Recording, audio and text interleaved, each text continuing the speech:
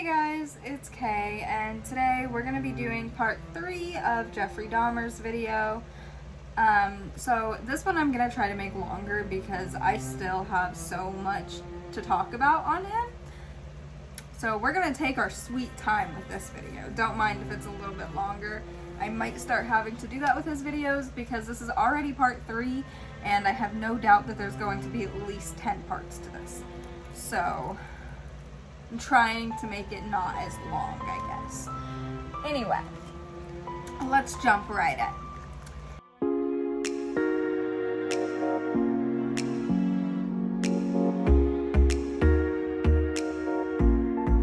Okay, so we're talking about after his first murder, he was actively seeking victims.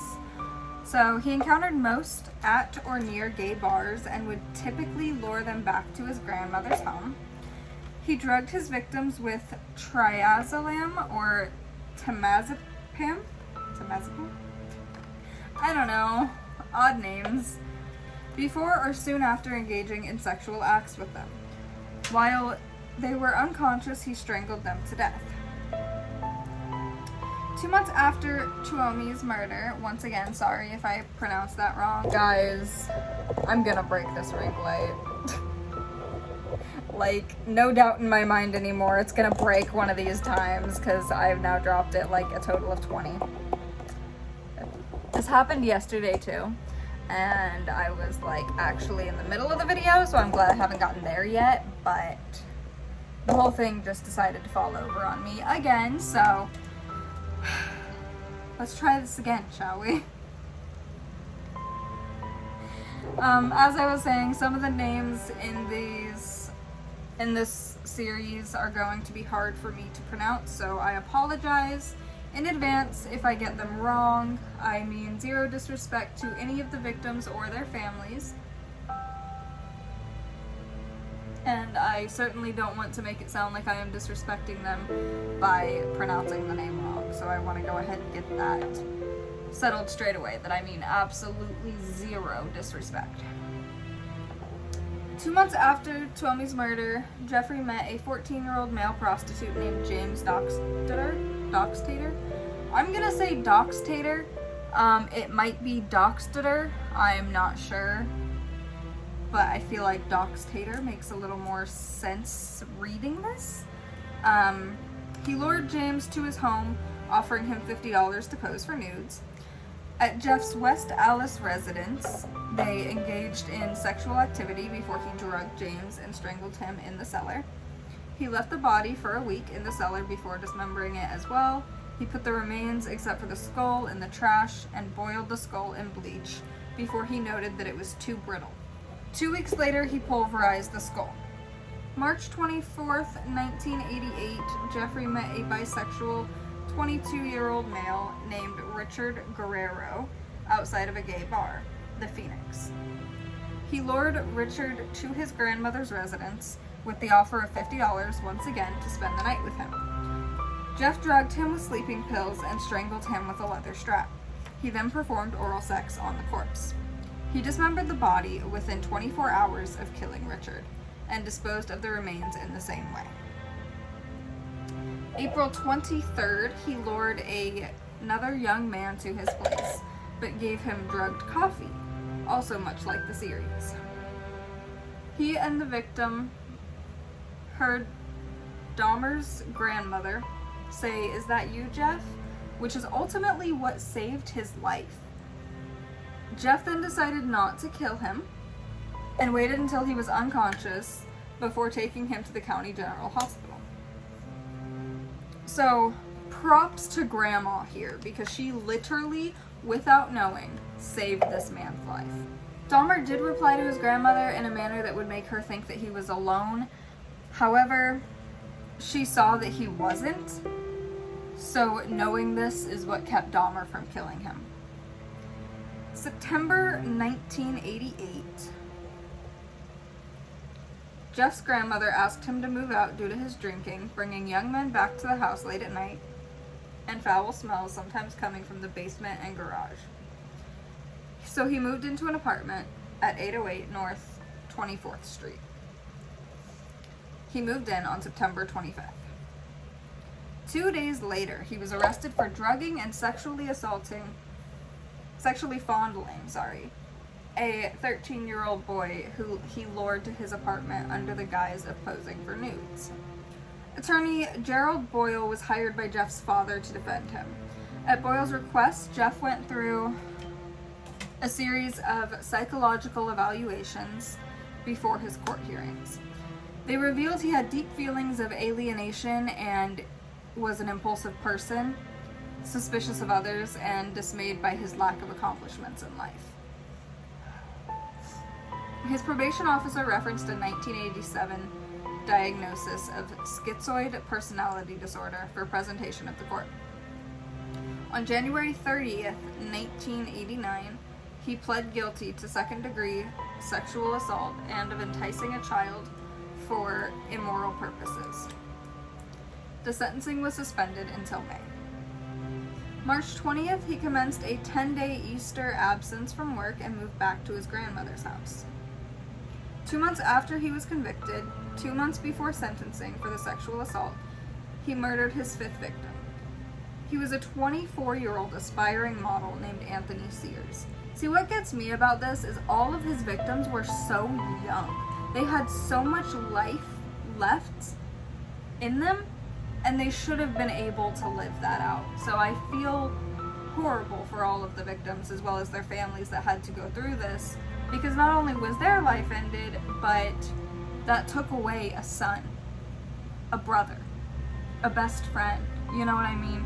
That took so much away from people. Like, every time that my mom and I see some crime go down in the area where, like, they just took a mom away from her kids. They just took a sister away from her siblings. They just took a daughter away from her parents. And that's absolutely just horrible. I could do a smoky eye, I guess. They met at a gay bar on March 25th, 1989. Jeff said he wasn't planning on committing a crime this time, but right before closing time, he said that Sears just started talking to him. He lured Sears back to his grandmother's house and had oral sex before Jeff drugged and strangled him. The next morning, Jeff placed his corpse in his grandmother's bathtub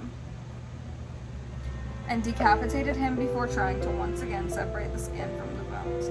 He pulverized the bones and put them in the trash. He admits he found Anthony exceptionally attractive and was the first victim who he permanently retained the body parts. He preserved Anthony's head and genitals in acetone, which I can't imagine anyone doing this. Like, just honestly, I can't imagine. Just why? It's so sick. I mean, all of it is, but then to keep the body parts? I don't understand why someone would do it. The more of this case that I read and repeat, it just makes me more and more disturbed. And I mean, I'm not gonna throw up, but some parts like actually do make me like, oh, you know. I just find it so gross. I don't get how another human can do that. He stored them in a wooden box that he would later place in his work locker. He took the remains with him when he moved a year later, which again, just why? What goes through someone's head to be like, I'm going to take this and I'm going to keep it? You know what I mean? I just don't understand. May 23rd, 1989, Jeff was sentenced to 5 years probation and 1 year in-house of correction with work release allowed so he could keep his job. Which really, I don't think that's what they should have been concerned about, his job. Like, props to the prison, I guess, but at the same time, no. Just no. Should have just held him and kept him. After all these charges against him, I'm not sure I would have hired him, much less kept him on the job after another one. You know what I mean? He was, however, required to register as a sex offender. 2 months before his release from the work camp, he was paroled. His 5-year probation started upon release. He moved back into his grandmother's house for a while here. May 1990, he moved into the Oxford Apartments on North 25th Street in Milwaukee. Get this, the apartment was close to his work, furnished, and $300 a month. I'm paying so much more for so much less. Let me just tell you that. I wasn't joking when I said I don't know how to do it. It was, I guess, in a high crime area though. May 14th, 1990, he moved out and into 924 North 25th Street, apartment 213, which is also shown on the show, which I thought was insane because I was like, what else am I gonna have to report on if they got everything right down to even the apartment number? You know what I mean? He did take the mummified remains mentioned earlier with him when he moved. His sixth victim came only a week after moving into this apartment. Raymond Smith was a 32-year-old male prostitute who Jeffrey lured to his apartment under the guise of $50 for sex. Notice how it's always $50. He slipped Raymond a drink with 7 sleeping pills in it and then proceeded to strangle him. The next day, Jeff bought a Polaroid camera that he took many photos of Raymond's body with before dismembering him in the bathroom. He would boil the legs, arms, and pelvis in a steel kettle with soy lights. Wow, I just touched the lid of my eyelash. My eyes. This would allow him to rinse the bones in the sink. He dissolved the rest of Raymond's skeleton in acid except for the skull. He must have had a weird thing for skulls. I don't really understand this obsession. I think we're gonna go over that one more time. So they did just take my previous makeup off, and I think it's a little sticky. He spray painted Raymond's skull and put it next to Sears on a black towel in a filing cabinet. About a week after the murder, around May 27th, he lured another young victim to his apartment. He accidentally drank the drink laced with sedatives that he was going to give this victim. He was actually robbed by this victim. When Jeff awoke the next morning, he discovered the intended victim stole pieces of clothing, a watch, and $300. He did not report this to police because, you know, he was killing people and keeping skulls hidden away, as well as photos. So he had mounds of evidence in his apartment at this point. He would tell his probation officer, though, on May 29th that he was robbed. June 1990, he lured a 27-year-old Edward Smith to his apartment, drugged him, and strangled him. He put the skeleton in his freezer for months in hopes that it would not retain moisture. It did not remove moisture, however, and he ended up putting it in acid a few months later. He accidentally destroyed the skull when he put it in the oven to dry. This caused the skull to explode, which I guess I wouldn't have really predicted that, but I did find that interesting that if you put a skull in the oven, it'll explode. Not that I'm ever going to try it, because that's sick. No, I don't want a skull. I don't have a skull. I'm good. I mean, I don't have like a human skull in my house, you know? I'm good. I'll just take Dahmer's word for it. He told police he felt rotten about this murder because he was unable to retain any parts of Edward's body. Okay, so back to his skull obsession. I did find a quote that explains why he kept the skulls and took photos. Guys, I'm gonna be honest, I'm not really liking this smoky eye. I've said before that I only done smoky eyes like 2 or 3 times in the past, and I'm really not liking this, but I think I'm just gonna roll with it because I don't really want to take it all off and restart. So anyway, the quote. He said, "It was my way of remembering their appearance, their physical beauty. If I couldn't keep them there with me whole, I at least could keep their skeletons." This was said in February of 1993. Honestly though, if I couldn't keep them whole, you could have like asked them to be your boyfriend while they were still alive, and maybe, just maybe, you could have been able to keep them around instead of killing them. There are options. There are options, guys. I don't understand why he's like, I couldn't keep him. Did you ask? Did you try? Or did you just strangle him and drug him? Because no, that's not right. Maybe I'm gonna try to fix this. I don't know. Can I fix it? I'm nervous to try. Forget it, guys. We're gonna do it. We're gonna do it. I have an idea, at the least. Less than 2 months after Edward was murdered, he met a 22-year-old man named Ernest Miller. They met outside a bookstore on North 27th Street. He went with Dahmer back to his apartment for $50. noticed once again that it's always $50, and agreed to let Dahmer listen to his heart and stomach. Dahmer gave Ernest a drink laced with sleeping pills when he stated that Jeff giving him oral sex would cost extra. He only had 2 sleeping pills left, so he murdered him by slashing his carotid? I'm not a doctor, guys. Artery with the knife he used for dissecting the other victims' bodies. He posed the body for photos before dismembering it in a bathtub as well. He kissed and talked to the severed head while doing so. He wrapped the heart, biceps, and parts of flesh from his legs in bags and put them in the fridge for consumption. He would boil the rest of the flesh and organs using Soilex again. This allowed him to rinse the flesh off the skeleton. He preserved the skeleton by putting the bones in a bleach solution for 24 hours and letting them dry on a cloth for a week. Okay, I think the smoky eye's a little better now, but still I can't say that it's great.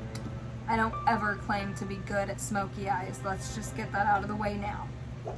Don't follow me for smoky eye tutorials, because I will not be doing any. The head was in the fridge, then stripped of flesh and painted and coated with enamel. 3 weeks later, Dahmer really wasted no time, which makes it even more surprising to me that he wasn't caught due to the influx of missing males in the area. Like, how does that not raise lots of questions and eventually lead to an arrest? I know that, investigations take time and all that, but still. Anyway, 3 weeks later, on September 24th, he met 22-year-old David Thomas at the Grand Avenue Mall. He took him to his apartment for drinks and money if he agreed to pose for photos. After his arrest, Jeff told police that after he gave David a drink laced with sedatives, he didn't like him, but was scared to wake him up in case he was mad about being drugged, which I feel like any normal human being would be upset about. So he strangled him and dismembered the body. He kept photos of him dismembering the body, but no body parts. The photos later helped identify David. After the murder, he did halt his killing spree for about 5 months. He did try on at least 5 occasions to lure men back to his apartment, but was unsuccessful. Throughout 1990, he reported feelings of anxiety and depression to his probation officer. He referenced his sexuality, solitary lifestyle, and money struggles. He also mentioned having suicidal thoughts multiple times. February 1991, Jeff saw that 17-year-old Curtis Straughter at a bus stop by Marquette University. He lured Curtis back to his apartment to pose for nudes and sex. He drugged and cuffed Curtis's hands behind his back and strangled him with a leather strap. He kept the skull but dismembered the rest of the body, taking photos of each stage. He also retained Curtis's hands and genitals, which, again, is just sick, but I digress. I feel like I've said enough of my opinion for everyone to know that I'm not a serial killer and that I do not approve of anything that he has ever done. I just wanted to make that very clear. April 7th, less than 2 months later, he met Errol Lindsay, a 19-year-old male walking to get a key cut. He lured him to his apartment, drugged him, and drilled a hole in his skull, which he filled with hydrochloric acid. Errol woke up after this, complaining of a headache and asking what time it was. Dahmer again drugged him and strangled him. He was decapitated and his skin removed from his body, which was placed in a solution of cold water and salt for a few weeks. When Jeff realized the skin was too frayed and brittle, he threw it out. By 1991, other residents of the Oxford apartments were repeatedly complaining to Soap Up Princewell, the building's manager, about odd smells and sounds of falling objects and at times a chainsaw coming from Dahmer's apartment, 213. She contacted Jeffrey about the reports, but he said the odors were caused by his freezer breaking and the meat inside spoiling. He also used the excuse of his tropical fish dying. You might remember both of those actually being used in the series.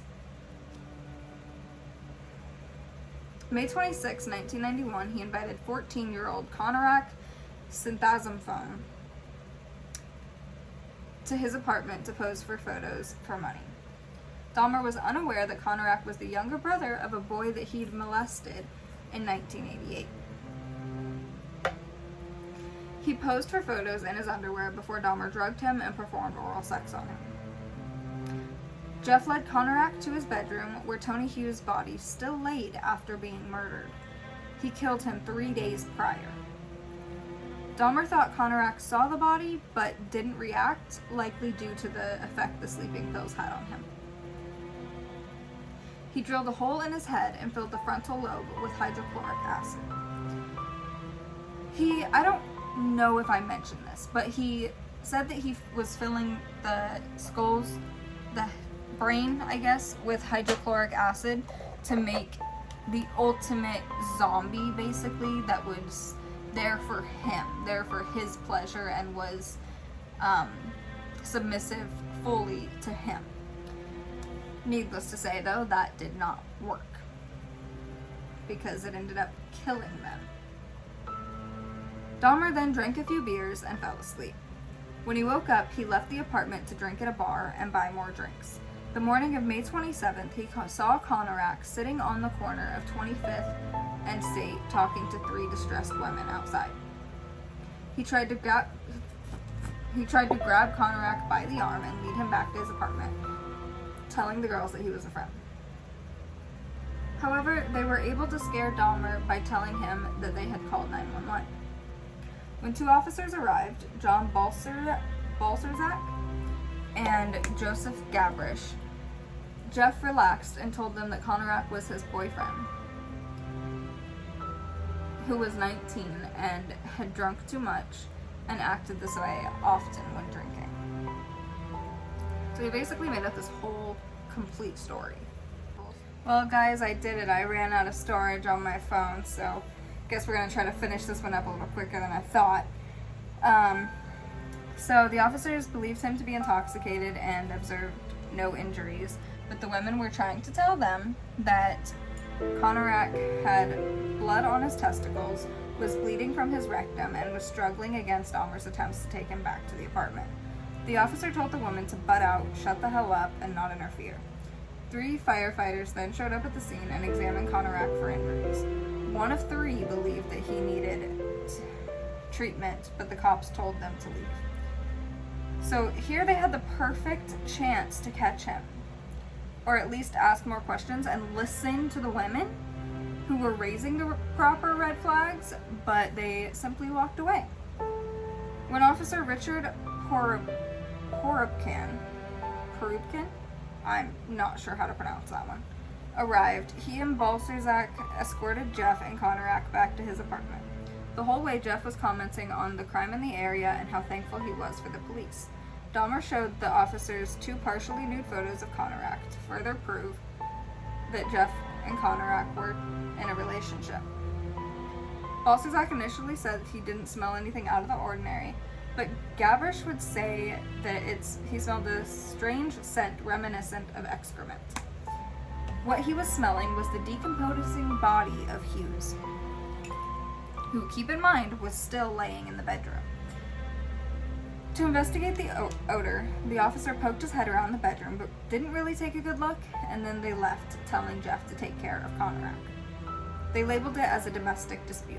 And that's where we're going to stop before I again run out of storage and cannot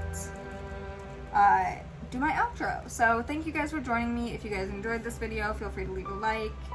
Let me know down below if you want to see the rest of the series, as well as if you have any other cases that you want discussed, or, you know, serial killers, true crime, murders, anything along those lines. Crazy arrests, even just anything that you guys would find interesting that you want me to cover. I can try to get to it. Feel free to subscribe down below so that you don't miss future content, and I will see you guys in the next video.